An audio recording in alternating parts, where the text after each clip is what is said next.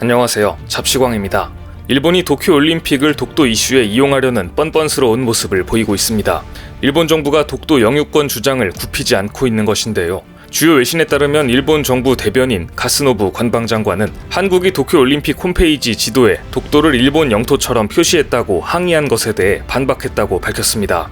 가토 장관은 다케시마는 명백한 일본 고유 영토라며 한국 측 항의를 일절 받아들일 수 없다고 말했습니다. 앞서 한국 정부는 소마 히로마사 한국 주재 일본 대사관을 통해 도쿄올림픽 홈페이지에 지도상 독도 표기에 대해 문제를 제기했었습니다.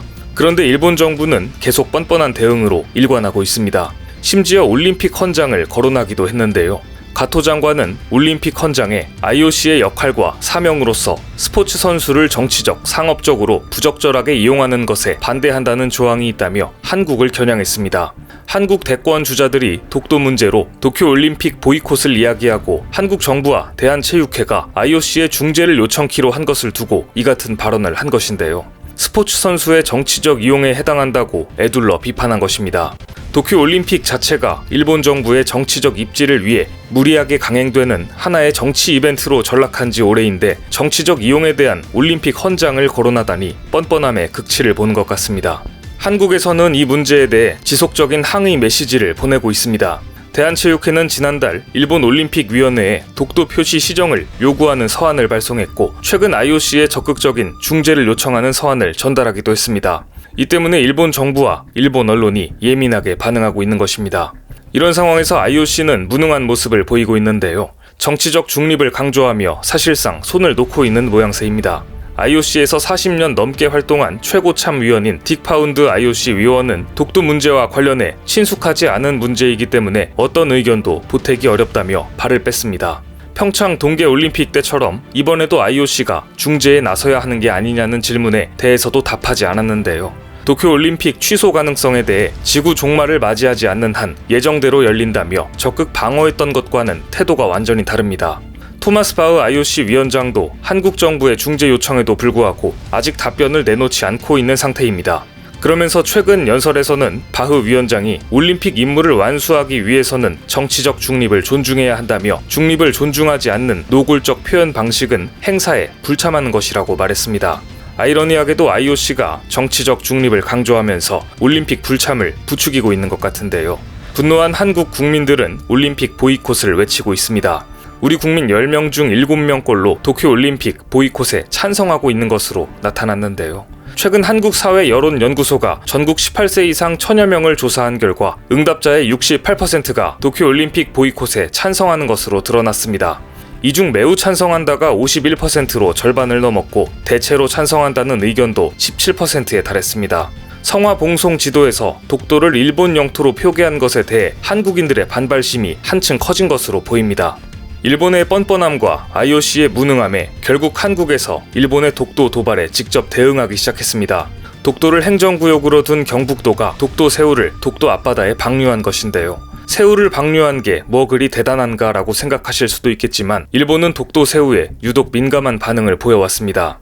경북도에 따르면 지난 3일 울릉 군수 등 20명이 수중 방류 시스템을 활용해 어린 새우를 울릉 독도 해역에 방류했습니다. 독도 새우는 독도 인근에서 잡히는 도화새우와 닭새우, 꽃새우 등 3종을 통틀어 부르는 이름입니다. 이번에 방류한 독도 새우는 몸 길이 3cm 미만의 어린 도화새우로 머리 부분에 도화꽃처럼 흰 반점이 있는 것이 특징입니다. 이번 방류는 독도 새우라는 상징성을 부각함으로써 우리나라 영토 독도의 실효적 입지를 강화하고 드러내기 위해 마련됐습니다. 도화새우가 동해에 뿌려지면서 독도가 우리나라 땅임을 알린 셈입니다. 독도새우의 인지도는 날로 높아지고 있는데요. 독도새우는 지난 2017년 도널드 트럼프 전 미국 대통령 방한 당시 국빈 만찬 테이블에 올라 유명세를 치렀었습니다. 그 당시에도 일본은 예민한 반응을 해왔습니다. 일본 정부는 독도새우를 문제 삼으며 왜 만찬 요리가 독도새우냐고 비판했었습니다. 이에 일본 언론은 만찬이 한국의 주장을 선전하는 장이 됐다고 지적했고 한 방송사는 울릉도를 찾아 한일 관계를 술렁이게 하는 독도새우를 긴급 취재했다고 보도하기도 했습니다. 독도새우 자체가 일본의 억지 주장에 맞서는 하나의 킬러 컨텐츠가 되고 있는 것입니다. 일본 정부의 어떤 조치도 하지 않으며 나몰라라 하고 있는 IOC에 대한 비판의 목소리도 커지고 있습니다. 최근 사이버 외교 사절단 반크는 IOC는 일본 정부의 꼭두각시인가요? 라는 제목의 포스터를 영어와 한국어로 제작해 SNS에 배포했습니다. 해당 포스터에는 일본의 제국주의적 야망을 상징하는 우길기가 IOC를 꼭두각시처럼 이용하는 그림이 담겨 있습니다. IOC의 행태를 비판하는 글로벌 청원 주소도 함께 소개했는데요. 일본 정부가 IOC를 이용해 스포츠를 정치적으로 이용하는 행태를 비난한 것입니다.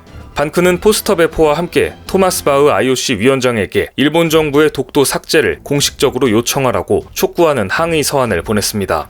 뿐만 아니라 한국의 기업도 나섰습니다. 관련 업계에 따르면 한화 테크위는 독도의 자체 기술로 개발한 세계 최고 해상도 CCTV를 설치할 예정입니다. 서도 주민 숙소 옥상과 동도 헬기장에 CCTV를 설치해 독도와 근해의 재해 안전사고를 방지할 수 있도록 영상 보안 솔루션을 구축할 방침입니다. 또 독도 상징성을 고려해 CCTV의 영상을 실시간으로 중계해 국민 누구나 독도 풍경을 선명하게 볼 수 있도록 제공할 예정인데요. 그런데 이 CCTV의 성능이 놀랍습니다. 이번에 설치하는 CCTV는 지난해 한화테크윈이 세계 최초로 개발한 8K 초고상도 네트워크 카메라입니다. 해상도는 150m 거리에 있는 사람의 인상착의는 물론 표정까지 파악할 수 있으며 디지털 줌을 통해 영상 내 어떤 영역을 확대해도 대상을 선명하게 볼 수 있습니다. 인공지능을 통해 출입 금지 구역에서 움직임이 포착되면 즉시 알람을 보낼 예정입니다. 세계 최고의 기술력으로 독도와 독도 주민들의 안전을 지킬 수 있을 것 같은데요. 최근 일각에서는 독도 군대 주둔 논의까지 시작됐습니다. NDNK 운동본부는 최근 성명을 통해 독도의 경찰이 아닌 군대 주둔과 군사 비행장 건설에 대한 논의를 시작하겠다고 밝혔습니다. 끊임없이 지속되고 있는 일본 독도 침탈 야욕에 더 이상 참아서는 안 된다는 공감대가 형성된 것입니다. 이 단체는 한국 정부가 시정을 요구했지만 일본의 관방장관은 독도는 일본 영토라며 또 한 번 결정적으로 한국인의 반일 감정에 기름을 부은 것이라고 비판했습니다. 미온적인 태도를 보이는 IOC도 겨냥했습니다. NDNK는 올림픽을 주관하는 IOC는 조정에 나서기보다 책임을 슬그머니 일본 정부에 돌리며 화합과 세계 평화라는 올림픽 이념과 이상을 내팽개쳐버렸다. 호혜주의라는 국제적 불문율마저 저버린 것이라고 비난했습니다. 사실 독도에 군대가 주둔하는 문제는 그간 논란이 있어 왔습니다. 그동안 독도는 군대가 아닌 경찰이 지키고 있었습니다. 이 때문에 독도가 우리나라 영토라는 사실이 분명한 것인데요. 일각에서는 특정 지역을 지키기 위한 목적의 군대가 주둔하는 것은 그 지역이 분쟁 지역이 될 수 있다는 것을 스스로 인정하는 것이라는 시각도 있습니다. 반면에 경찰은 자국의 치안을 담당합니다. 그렇기 때문에 그간 한국 정부는 독도가 대한민국의 영토임이 분명하다는 인식 아래 군대가 아닌 경찰을 파견해 독도를 수호하도록 했습니다. 반면 일본은 지난 1954년부터 국제사법재판소에 독도 관련 사항을 제소하며 독도를 분쟁 지역으로 만들기 위해 애써 왔었습니다. 이 같은 이유로 독도를 경찰에 맡겼었지만 이제는 인식을 다르게 해야 한다는 의견도 많습니다. 실제 전문가들이 국제법상 우리 영토에 군대를 보내도 일본 도발에 호응하는 것이 아니기 때문에 독도를 지키는 부대를 창설해야 한다고 제언하고 있는 것인데요. 이에 따라 해병대는 올해 말까지 독도를 지키는 울릉부대를 창설하고 평상시나 유사시 독도로 접근하는 불특정 위협 세력을 차단하겠다는 뜻을 밝혔습니다. 독도가 분명한 우리의 영토이기 때문에 군대가 아닌 치안을 담당하는 경찰이 지켜야 한다는 의견도 일리가 있어 보입니다. 하지만 일본의 도발이 점점 더 거세지는 만큼 만일의 사태에 대비해 언제든지 군대가 출동하여 작전을 수행할 수 있는 준비태세는 반드시 갖춰야 한다는 생각도 듭니다. 오늘 준비한 소식은 여기까지입니다. 댓글을 통한 여러분들의 많은 의견 기다리겠습니다. 많은 분들의 생각이 모였을 때 진정 가치 있는 지식이 완성될 것입니다. 시청해주셔서 감사합니다.